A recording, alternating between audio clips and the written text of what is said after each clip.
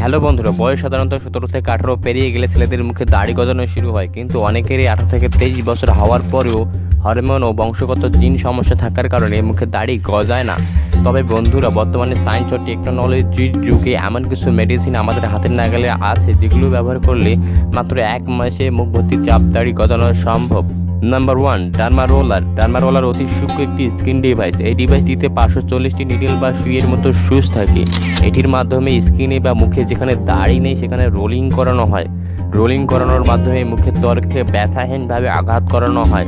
এর ফলে মুখে ব্লাড সার্কুলেশন শুরু হয়, যেটি দাড়ি গজানোর জন্য খুবই প্রয়োজনীয় একটি উপাদান।